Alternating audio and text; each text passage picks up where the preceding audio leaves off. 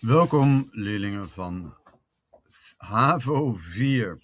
Welkom bij dit filmpje over de gevolgen voor de samenleving van de komst van de olieindustrie in 1917.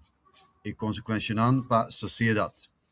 Ze zien het volgende: in plaats dat zij zich inzetten voor de gehele bevolking, zorgde elk persoon in de gesegmenteerde samenleving of de gesegmenteerde maatschappij alleen voor de belangen, de interessen van segment, van zijn of haar segment.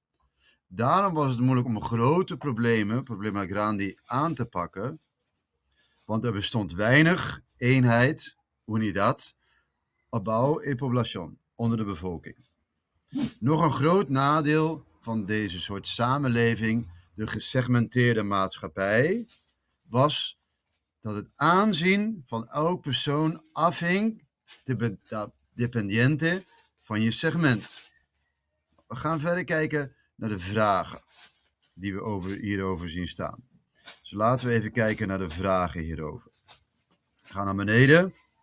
We gaan naar bladzijde 10. Gevolgen voor de samenleving, zoals je hier ziet. Gevolgen voor de samenleving. Noem het grote nadeel van de gesegmenteerde samenleving voor de gehele bevolking. Dus kijk naar e desventaja pa hinter e sociedad, pa hinter e población. Wat is het desventaja grandi? Ik contesta. Iemand die behoorde tot een bepaald segment deed vooral dingen die goed waren voor zijn eigen groep. Pa nam proprio gruppo.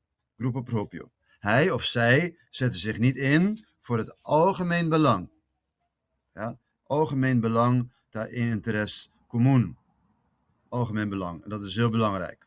Ja, dus iemand die behoorde tot een bepaald segment deed vooral dingen die goed waren voor de eigen groep, voor zijn eigen groep. En hij of zij zette zich niet in voor het algemeen belang. Ja, het algemeen belang, met de pen se quita interesse común. Het algemeen belang, dat bon pa hinter e población. Y no so pa individual, no pa hinter e población. Dat is het algemeen belang. Dus iemand die behoorde tot een bepaald segment deed vooral dingen die goed waren voor de eigen groep en niet voor het algemeen belang. Dat is pregunta 1. Vraag 2. Leg uit, kort, welke rol de afkomst van personen, die zie je hier, afkomst van personen, die origine, die hendenan, speelde in de gesegmenteerde samenleving. Bij origine, qua país, Botabini, ja, dat speelt een grote rol in de gesegmenteerde samenleving en leg dat kort uit. Nou, de eerste zin is, je aanzien is afhankelijk, dependiente van je afkomst. Ja, dus je aanzien is afhankelijk van je afkomst. Ja, dus je afkomst bepaalde, in andere woorden, hoe mensen tegen jou aankeken. Hoe mensen tegen jou aankeken. Aankeken is verleden tijd van aankijken. Dus je afkomst bepaalde, in andere woorden, hoe mensen tegen jou aankeken. Afkomst was dan dus het allerbelangrijkste. Dus in andere woorden, hoe mensen tegen jou aankeken of aankijken. Dat is alles bepalend. Dus ook al doe je slechte dingen, doe je goede dingen, je afkomst bepaalt, in andere woorden, hoe mensen tegen jou aankeken. Ook al deed je goed werk, je afkomst was alles bepalend. Dat is die turcos. Dat is die turcos. Ja, ora bota hasi trabalho bom. Bo origine, dat is die turcos, con hen da wakpabo. Con hen da wakpabo. Ja, ook al deed je goed werk, trabalho bom. Bo origine, dat is die turcos. Ook al deed je goed werk, de afkomst was alles bepalend. Ja, dus het woord er is alles bepalend. Ook al deed je goed werk, de afkomst bepaalde alles. Ja, alles bepalend. Alles bepalend. Dat is die turcos. Ja? Ja, dus dat zie je hier. Die aanzien is afhankelijk van je afkomst. En ook al deed je goed werk, je afkomst is alles bepalend. Je afkomst bepaalde in andere woorden, ding otro palabranan, con ende te wakpabo. Bote importante, bote hazi bon, bote hazi malu. Je afkomst, de origine, qua país, bote bini pa Holanda, bote bini pa Venezuela, bote bini pa Curaçao, bota un Curaçao, bota un Afro-Curaçoleño.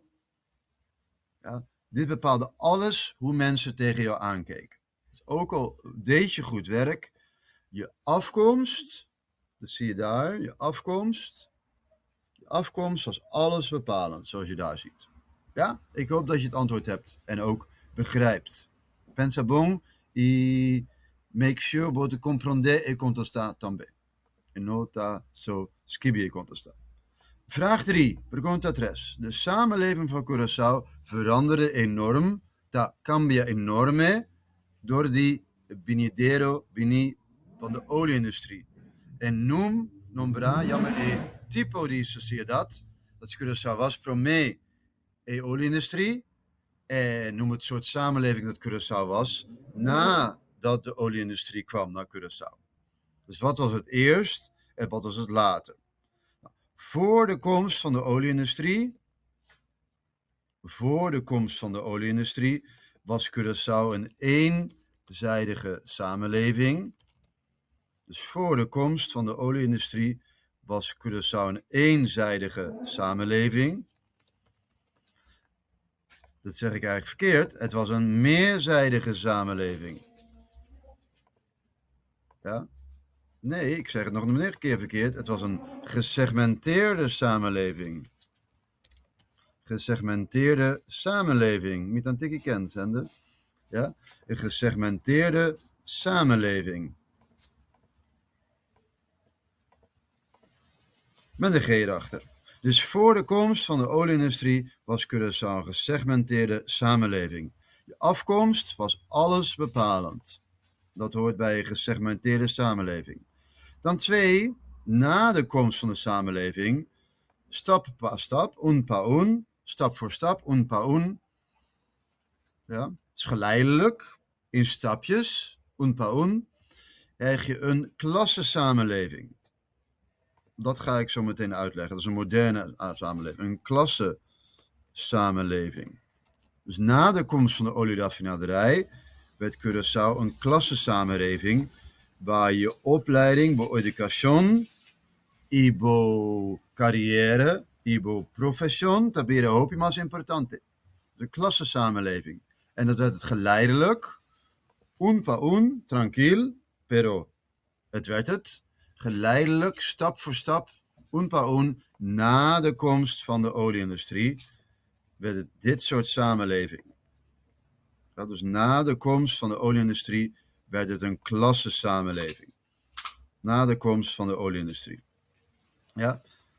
Toen tra sicur, wordt comprender e contestaki.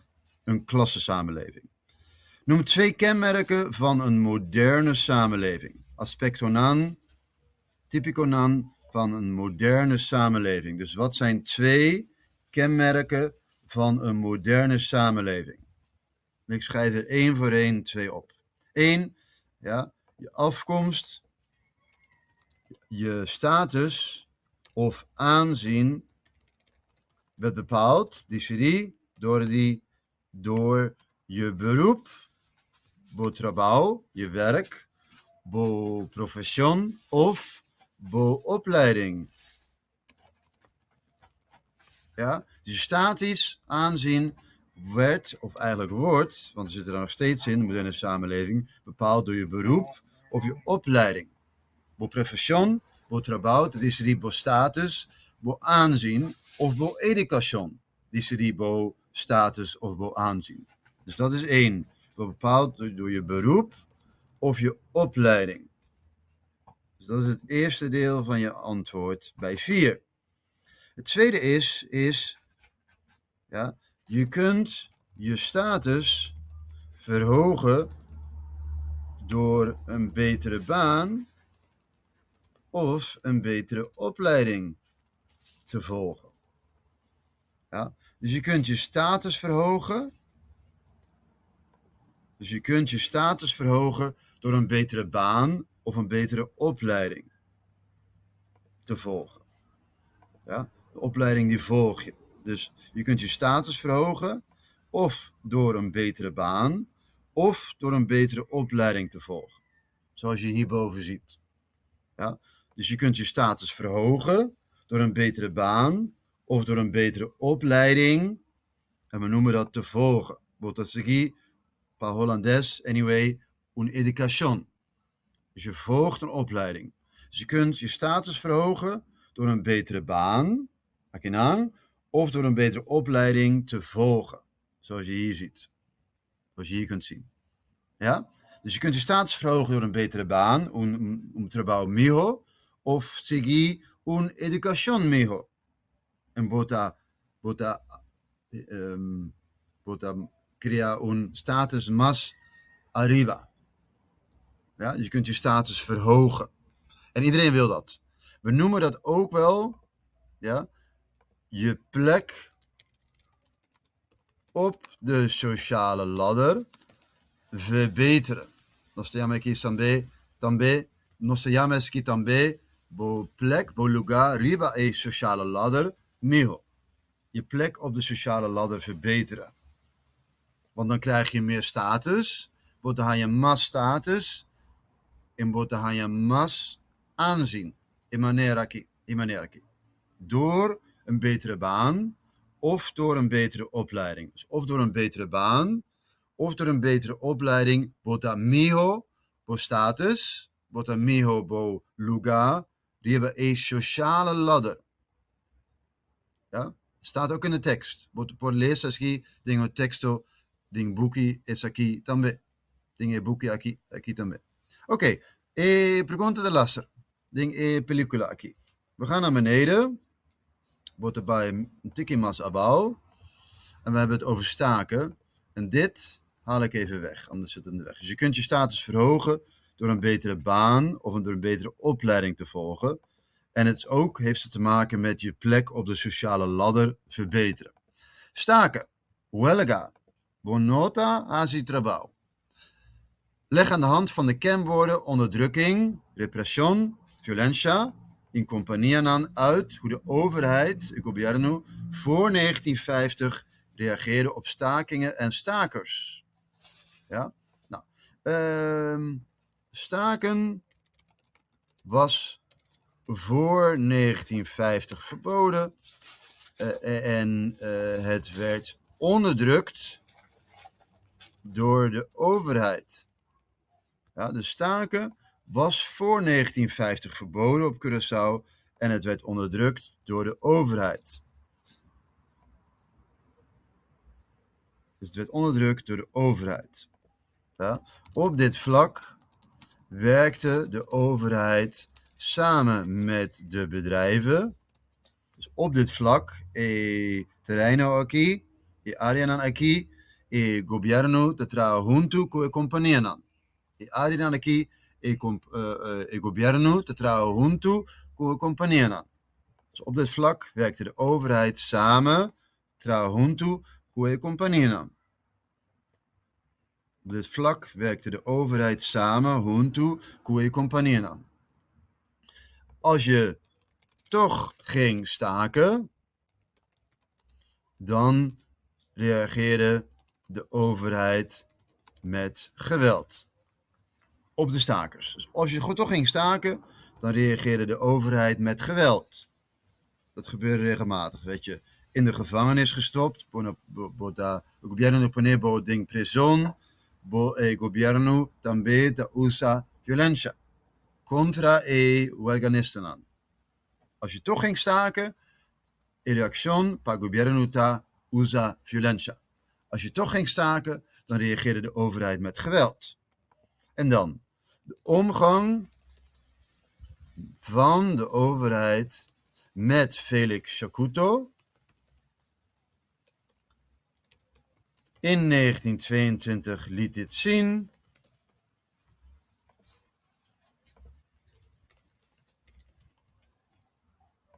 Ja. Felix Shakuto werd opgepakt en ging de gevangenis in voor 9 jaar. Dat was heel lang. Dus Felix Shakuto ging de gevangenis voor 9 jaar.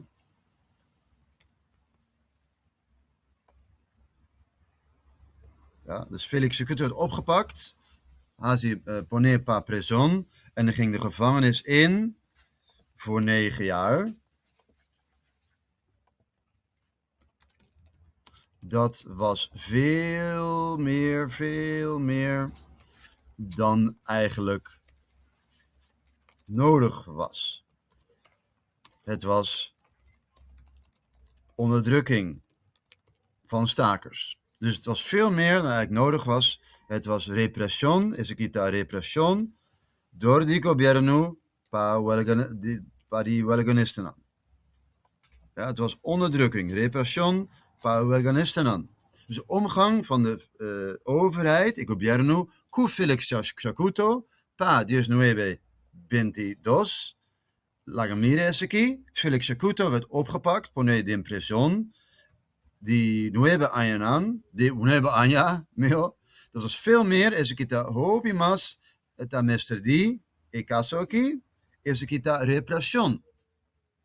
Executa repression. Eta mas, pa mesterdi dingo caso aquí. Het was onderdrukking. Ja, ik hoop dat dat duidelijk is. Dus ik ga nog een beetje naar beneden, zodat je het anders kunt zien. Ja? Ja, heel goed. Dus de omgang van de overheid met Felix Shakuto in 1922 liet dit zien. Felix Shakuto werd opgepakt, poned in prison, voor 9 jaar, pa 9 años, punto, executa más mesterdi e caso aquí, punto, executa represión, door gobierno Curaçao. Pa huelganisten van de stakers. Het was onderdrukking van de overheid van Curaçao, van de stakers van 1922. 1922. Ja? Met deze jaar, met de spera executa een película klaar, een filmpje klaar. Ik hoop dat dit een duidelijk filmpje was. Ayo y te curato.